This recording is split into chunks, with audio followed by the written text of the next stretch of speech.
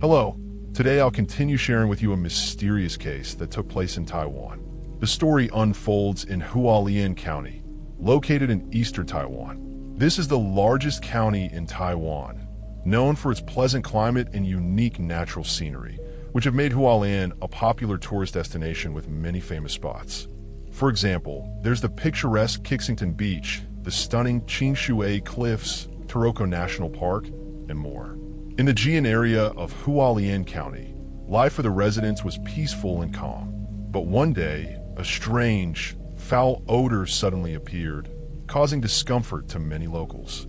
After tracing the source of the smell, a horrific crime came to light, shocking the entire nation of Taiwan. So, what are the mysteries surrounding this shocking case? Let's travel back in time to September 8th, 2006. It was a Friday, late summer, transitioning into early fall. Residents living in lane 258 of Ji'an, Hualien, began noticing something unusual. For days, they had been detecting a persistent foul smell that refused to dissipate. By 7 p.m., some residents could no longer tolerate it and decided to call the police, hoping they would investigate the source and resolve the issue quickly. Ji'an is a densely populated area, and neighborly disputes were not uncommon. The police had received reports and dispatched officers to settle conflicts in the past. Assuming this was another routine neighborhood disagreement in lane 258, they contacted the village chief, Deng Songkae, to join them in inspecting the area. Sure enough, both the police and the village chief faintly detected the stench as well. It was distinct from a usual smell of sewage or drainage, prompting them to search for its origin. Some residents approached the officers and Deng, suggesting that the odor seemed strongest near the Liu family's house at number 25. They noted that the smell was most intense in front of their door, and no one had seen any activity from the household in days. After hearing this, the village chief and police went to the Liu family's front gate. They knocked repeatedly and called out, but there was no response. After waiting for a while with no answer, Deng peered through a window to see if anyone was inside. Though it was getting dark, he could vaguely make out several flies buzzing around the house. Standing there, he also noticed the stench was much stronger. With no one entering or leaving the home for days, they suspected something was wrong with the Liu family. The police decided to forcibly enter the premises. They attempted to pry the door open, but failed, as the Liu family's iron gate was an anti-theft model. Deng then called a locksmith to assist. After some effort, the door was finally opened. By then, night had fully set in. As the door swung open, a wave of putrid stench hit them, leaving everyone dizzy. Flies darted out in all directions. The scene was unsettling. Inside, the village chief and police searched the first floor, but found no trace of the family or anything unusual. They proceeded up the stairs to the second floor, turned on the lights, and looked around, but again, nothing seemed out of place. Finally, they climbed to the third floor. The number of flies increased noticeably as they ascended. After fumbling for a moment, Deng located the light switch. As they scanned the area, he spotted the bathroom door slightly ajar. He pushed it open with force, and an overwhelming stench hit him directly, confirming this was the source. However, the door only opened a crack and wouldn't budge further. Something was clearly blocking it. Together, Deng and the police shoved the door harder to investigate. When it finally gave way, the sight before them was horrifying. In the small bathroom, roughly 6 square meters, 5 bodies lay wrapped in thick blankets. A murky liquid seeped from the blankets, dripping onto the floor, surrounded by countless buzzing flies. It was evident that these 5 individuals had been dead for some time, their bodies decomposing and emitting the unbearable odor. Given the severity of the situation, they immediately reported it to higher authorities. Soon after, the head of the criminal investigation team, Luo Jinhui, arrived with a group of officers. They sealed off the house. At the scene on the 3rd floor, the 5 bodies were found fully clothed and wrapped in blankets. 3 of them had beige tape covering their faces, plastic bags over their heads, and their bodies bound with rope. To avoid disturbing details, I won't elaborate further here. The identities of the five were quickly confirmed. They were the children of the Liu family. Liu Yuxian, 18, born December 16, 1987. Liu Xinxian, 17, born November 15, 1988.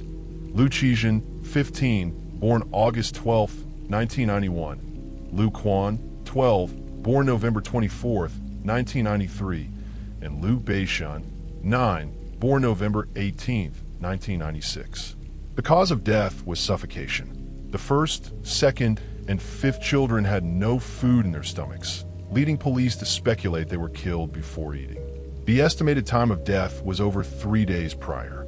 The investigation began swiftly. The homeowners were Liu Zhiqian, born November 25, 1958, and his wife, Lin Zhenmi, born May 25, 1971, originally named Lin Yangyi. The family had moved from Taiwan to Hualien. They were reclusive, rarely interacting with neighbors. A thorough search of the house revealed the front door was locked from the inside. All windows were shut tight, and the bathroom vent on the third floor was sealed with tape. The police theorized this was to prevent the smell from escaping. Near the bathroom door, they found a used roll of tape with an incomplete fingerprint. 3 cigarette butts were also discovered, of a brand different from what Liu Zhiqian smoked. Saliva on the butts didn't match Liu Zhiqian's DNA. Personal items like IDs, phones, and other belongings were neatly placed on a TV stand. There were no signs of a struggle or missing valuables, ruling out robbery as a motive. In the living room on the first floor, police found a blank sheet of paper and a 1,000 NTD note. The paper read, "The children are being held in house number 25. Please call the police. SOS." The note had 25, lane 258, being held, call the police written on it.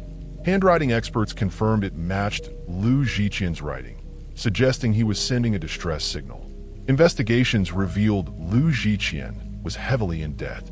Fearing he and his wife might also be in danger, police issued a missing persons notice, hoping to locate them soon. The killer's methods were complex and premeditated, leading police to suspect someone close to the family. They began examining the couple's relationships. Soon, they traced the cigarette butts to Xiao Ying, a friend of Liu Zhiqian. Xiao told police he'd visited Liu's home over a week earlier, but hadn't returned since. He recalled smoking and tossing the butts into an ashtray in the first floor living room, unsure how they ended up on the third floor. Forensic experts later noted the butts were extinguished differently and at different times, suggesting the killer might have planted them to mislead the investigation. With Xiao providing a solid alibi, suspicion against him was dropped. On September 5th, 3 days before the discovery, a neighbor saw Lin Zhenmi taking out the trash around 7:20 p.m. This struck them as odd since the children usually handled that chore, and Lin was never seen doing it. The neighbor greeted her, but she only nodded silently before leaving. The next morning, the family's car was gone, and no one saw them again. Liu Zhiqian owned 3 companies and frequently visited them to oversee operations. When police inquired at his workplace, employees said he'd come in early on September 4th, 4 days before the discovery, announcing he was taking his children to Taipei for surgery and wouldn't be around for a few days. Further investigation into the children revealed Liu Yuxian, the eldest, had just graduated high school and was set to attend JP University of Medical Technology. It was summer break, and school hadn't started yet. The university confirmed the family had registered him for a dorm room a month earlier, but he never checked in. Liu Xinxian and Liu Qijian attended Kui High School. On September 5th, Liu Qijian attended class as usual, but Liu Xinxian was absent without permission. At 7:50 a.m., a teacher called the Liu home, and Lin Zhenmi said Xinxian was unwell and resting.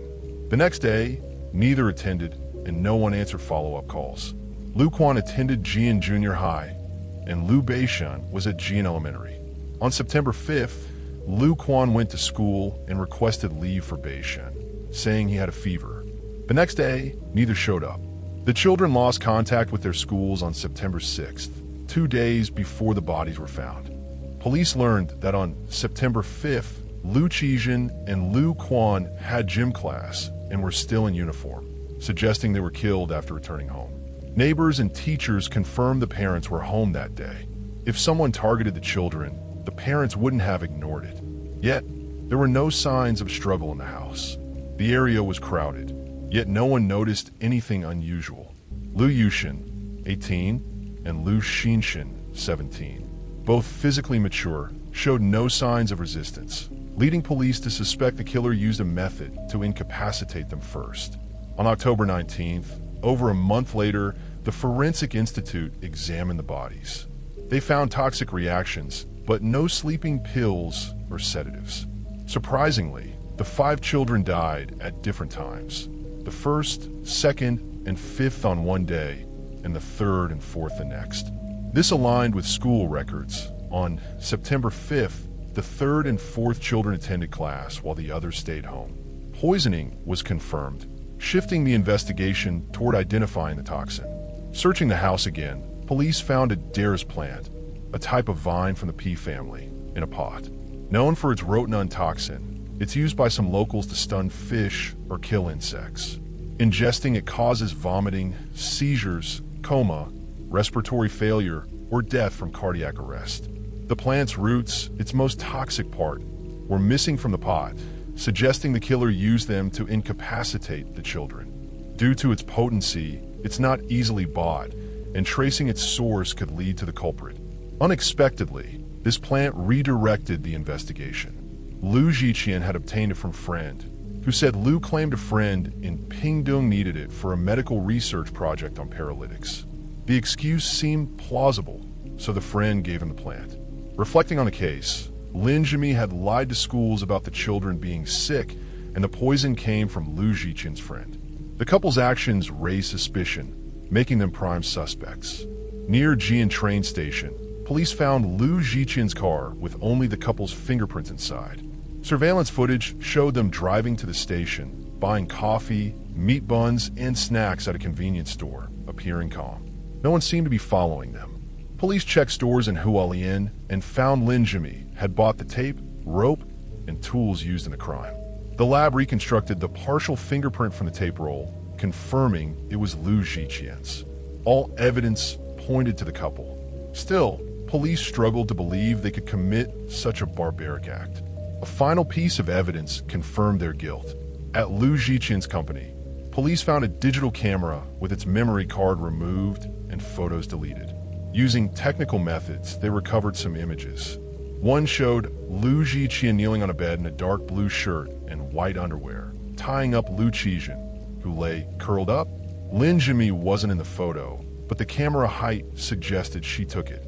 The couple became the main suspects, and their missing persons notice turned into a wanted order set to expire in 2044. Lu Zhiqian, 48, claimed to be a national security officer and F-5E pilot, but records showed he trained at Taiwan Industrial and Agricultural School with no such experience. Lu Zhiqian had 3 marriages. Zhenmi was his 3rd wife. They met while working at a hot spring hotel. Lin fell for him instantly, despite his ongoing marriage to his 2nd wife. Their relationship escalated quickly. Lu even brought Lin home, claiming she was his sister, and lived with both women until his 2nd wife, furious, divorced him.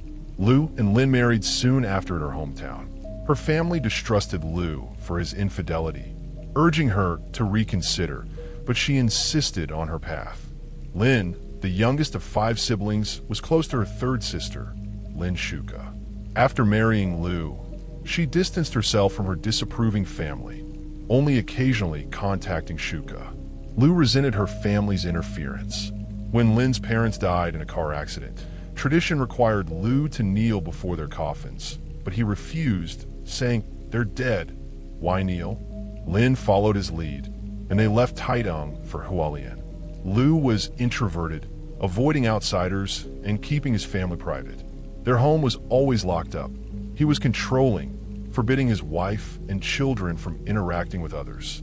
Lin obeyed him unquestioningly, hesitant to greet neighbors under his watchful eye. Of their 5 children, the eldest 3 were from Lu's previous marriage, while the youngest 2 were with Lin. Though not biologically related to the older 3, Lin treated them as her own and loved them dearly. Lu later entered the photography business, opening Magic Family, a company with 3 branches in Hualien and beyond, offering tourist photo services like printing on mugs or keychains. To outsiders, Lu seemed successful with a happy family, but this was an illusion. The couple was drowning in debt, 17 credit cards and loans totaling 16 million NTD, about 12 billion VND. They borrowed from friends and relatives, citing urgent needs like school fees or business expansion. 3 months before the murders, their repayment stalled. A friend recalled Lu saying, "If I can't pay, all 7 of us might die." A neighbor remembered Lu joking a week before the incident about a big murder on their street. Now, it seemed he foreshadowed his children's tragic fate. Lin Shuka said 11 days before the discovery. Lin called her, sounding distressed about Lu. Shuka invited her to talk, but Lin declined, citing work. From these details, the sequence emerged. Overwhelmed by debt and unable to sustain their lifestyle, Lu and Lin decided to kill their family. Lin bought tape, rope, and tools in advance. On September 4th, 4 days before the discovery, they poisoned Lu Yushin, still home before university, and hid his body in the 3rd floor bathroom. That afternoon, as Lu Beishan returned from school, Lin poisoned him before dinner, and Lu moved him to the bathroom. Lu Xinshin, home late from school, met the same fate. The 2 daughters, Lu Qijin and Lu Quan, survived that day. On September 5th, they went to school in uniform. Lin told Lu Quan to request leave for Beishan, claiming he was sick. That afternoon, after school, the couple poisoned them after dinner and hid their bodies. Lin cleaned up and took out the trash, seen by a neighbor before they fled by car. Police found Lu had researched the 2001 Hong family murder case in Zhonghua, also on September 4th, suggesting he copied it. After the Hualien case broke, it dominated headlines, gripping public attention. Taiwanese folklore holds that unjust deaths leave heavy resentment, with spirits lingering. House number 25 became infamous as a haunted site. A year later, a nurse living nearby saw a girl in a white dress with a ponytail trying to unlock her door. The girl said, "My house is next door, sorry, wrong door," and left. Later, the nurse recognized her as Lu Quan from photos. Terrified, she and her sister moved out. Others rented the house, but left within months. A student reported a boy, possibly Lu Beishan, standing by his bed nightly, saying, "This is my room." Locals grew fearful, even hiring monks to perform rituals. In March 2008, Hualien's police chief lived there for a week to debunk superstitions. He emerged unscathed but soon fell ill. Many blamed the haunted house, though he attributed it to old injuries and a flu shot. For years, police hunted Lu and Lin without success. On June 10th, 2015, 9 years later, a hunter near Ji'an Mountain, 2 kilometers from the Lu home, stepped on something odd. Digging, he uncovered a shoe and, panicked, called police. They excavated 2 skeletons, a man and a woman, with clothes, shoes, and pesticide cans dated 2006. Forensic analysis confirmed death by pesticide poisoning over 9 years earlier. A pair of gold-rimmed glasses matched Lu Zhiqian's. DNA identified them as Lu Zhiqian and Lin Zhenmi. On September 11, 2015, the Hualien prosecutor's office closed the case as the suspects were deceased, ending further prosecution. Some argue the couple didn't commit the murders. Why photograph the act, leave notes, or flee to die remotely if guilty? The truth remains buried with the family. Though legally closed, the motive behind killing their children remains unclear. From a criminal psychology perspective, this case reflects a rare, chilling phenomenon. Familicide driven by desperation and control. Lu Zhiqian's controlling nature and Lin Zhenmi's blind loyalty suggest a dynamic where financial ruin pushed them to an unthinkable act. Debt may have shattered Lu's self-image as a provider, while Lin, submissive yet complicit, enabled his plan. The staged notes and cigarettes hint at a conflicted attempt to deflect blame or seek rescue. But their ultimate suicide reveals guilt and despair. This tragedy underscores how psychological strain, unchecked by external support, can spiral into catastrophic violence. That concludes today's story. See you in the next case. Goodbye.